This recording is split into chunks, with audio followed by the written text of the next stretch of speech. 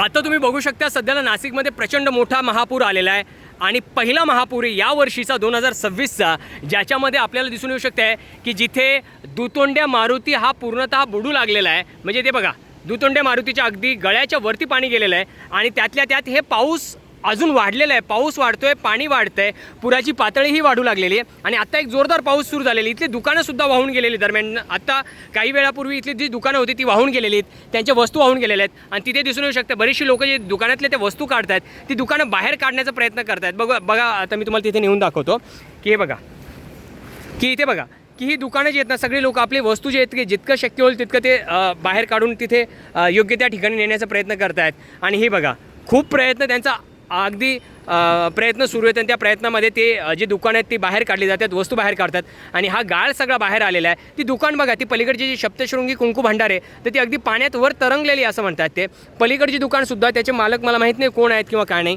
परंतु कदाचित ते त्यांना कदाचित कल्पना नसावी की माहीत नाही, पण त्यांनी सगळ्या वस्तू काढलेल्या आहेत. एक गोष्ट अशी की सध्याला हा जो काही पुराचा सगळा भाग दिसून येऊ शकतो आपल्याला, खूप मोठ्या प्रमाणात झालेला दिसतोय. म्हणजे पाणी वाढले, पाण्याची पातळी वाढली आहे, मिनटाला पाण्याची पातळी वाढते आहे. आत्ता ज्यावेळेस आम्ही आलो होतो त्यावेळेस दुतोंड्या मारुतीच्या अगदी गळ्याच्या खाली पाणी होतं.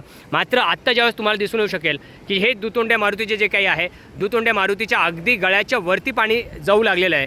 एकंदरीत काय पाणी हे किंवा हा पूर जो आहे तो महाराष्ट्रासाठी सुखवणारा आहे. आनंदाची गोष्ट अशी की याच पाण्यावर मराठवाड्याची तहान भागली जाते. याच पाण्यावर शेतकरी आपल्या शेतीचं सगळे जे काही शेतकरी जो काही आपल्या या आतुरतेने या पाण्याची आणि या पुराची वाट बघतोय, या पावसाची वाट बघतोय. सगळं महाराष्ट्र, अर्ध महाराष्ट्र या पाण्यावर, म्हणजे या गोदावरीला जी नदी आहे तर आपल्या सगळ्यांनाच माहीत असेल या गोदावरी नदीचं पाणी थेट कुठपर्यंत जातं. एकंदरीत काय सध्याला पाऊस खूप मोठ्या प्रमाणात आहे आणि पाणीही खूप मोठ्या प्रमाणात वाढलेलं आपल्याला दिसून येत आहे.